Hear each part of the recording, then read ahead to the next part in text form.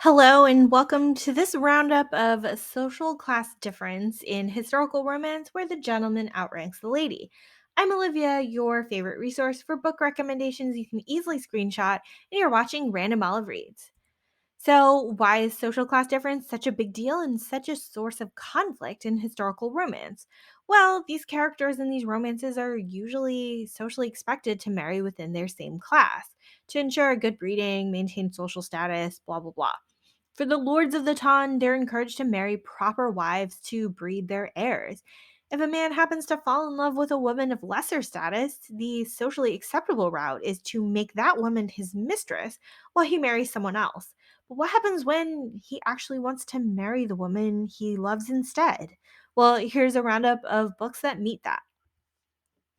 Girls Before Earls by Anna Bennett is book one of the Rogues to Lovers series.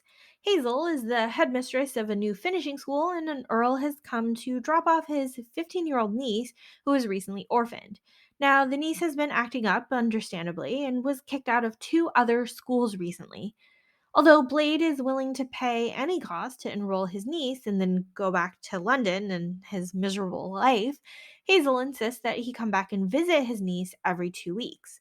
Over the course of those visits, he slowly develops a relationship with both the niece and the fetching headmistress. I enjoyed learning about Blade's backstory and why he avoids love and heartbreak. You can sort of see the signs of it early on when he talks about his lost love and how he was also estranged from his brother, but it's still heartbreaking when you see it all laid out plainly. Hazel has her own hurts from the past and tries to maintain her composure and resilience, but then realizes that she needs to open up and go after what she wants.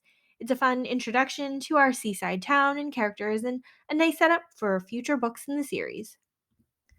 One Duke Down by Anna Bennett is book two of the series and also featuring social class difference.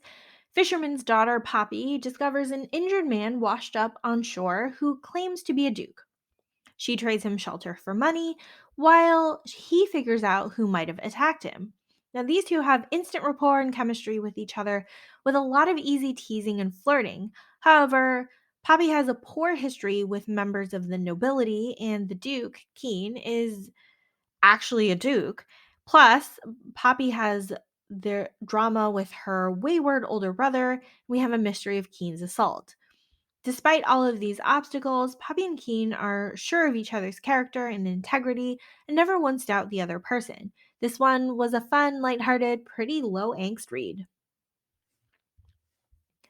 Beguiling the Duke by Darcy Burke is book one of the Lords in Love series. A duke's carriage loses a wheel in a small village and takes shelter in this village called Merrywell. Merrywell is completely preoccupied with its annual matchmaking festival, so there's no room at the inn and no workers to help fix the Duke's carriage. The local squire provides shelter for the week, and the Duke grows closer to the squire's daughter. Sadie has been maintaining her father's home and taking care of her four brothers for years and hopes that this year's festival will prove fruitful for her marriage prospects. And this time, with the Duke at her side, she's actually getting the attention she deserves. But of course, Sadie and the Duke are finding themselves drawn to each other instead. Relatively low on the angst and heartache scale here, and a really fun read. To Resist a Scandalous Rogue by Liana de la Rosa is book two of the Once Upon a Scandal series. After the scandal that Alethea uncovers in the previous book, her twin brother Finley is at a bit of a loss of direction. While he is at an Earl's debaucherous house party, he meets a woman in the garden and spends one night with her before she disappears on him. Charlotte is a widow who was left with no money, no family, no protection. She ended up at an Earl's house party thinking to get a maid's position, but was dismayed to learn that her cousin has offered her an opportunity to be courtesan. Although she rejects the role, she ended up in Finley's bed anyway and runs off before she is tempted to become his mistress. A year later, Finley is seeking a position in Parliament, and Charlotte has become a schoolteacher at at a foundling home, and these two cross paths again. With their social class differences, his secrets, her secrets, and his political aspirations, this match is certainly unwise. We do get to see them both slowly bring the other person into their confidence and become emotionally entangled.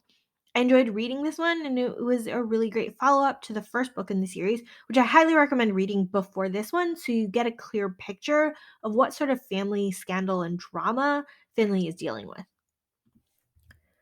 A Beginner's Guide to Scandal by Olivia Fleur is book one of the Tales from Honeysuckle Street series. Childhood friends and neighbors, Irish and Hamish, are separated when Hamish suddenly becomes the heir to an earldom, losing his mother and older brother in a carriage accident. When Hamish returns to town 12 years later, he has been instructed by his overbearing father to find a suitable wife, but he has plans to cause a scandal instead so that I don't know, just for fun to rile up his father. Meanwhile, Iris has been assisting with her father's merchant company, traveling the world and learning the business for the past decade. However, her father's mental state has been declining for many years, and Iris has been keeping it a secret. As Hamish and Iris reunite, they have to deal with her heartbreak after he had left, their differences in social station, and her need to stay proper so that the board of directors will approve of her joining the leadership of her father's company. It's a huge mess of competing interests, and Hamish is mostly an idiot throughout the book. I did enjoy reading about all the quirky neighbors on the street and looking forward to reading more. The Raven Prince by Elizabeth Hoyt is book one of the Prince's Trilogy series. Impoverished widow from the village, Anna takes a job as the local grumpy earl's secretary. Now, Edward, the current earl, survived but is scarred from a smallpox outbreak that killed his whole family. The first half of the book moves pretty slowly, with our two people getting to know each other and conversing about the land that Edward manages.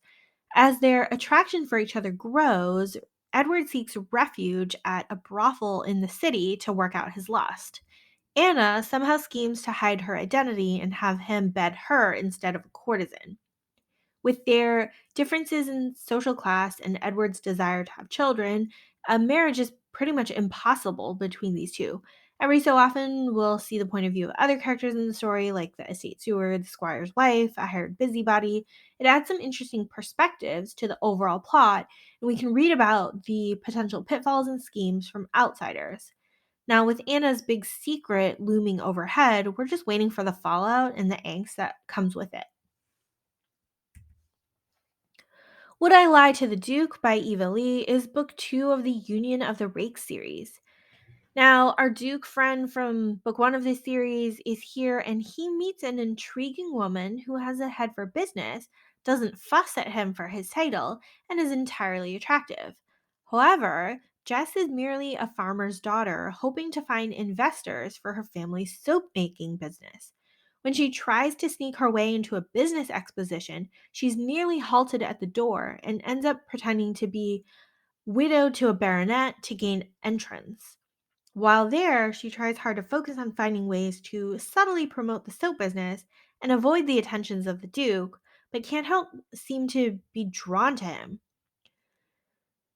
I spent the whole book anxious about the impending heartache because I just knew that Noel would be upset at the idea of being used for his connections and money, even though Jess was trying really hard to avoid his involvement at all.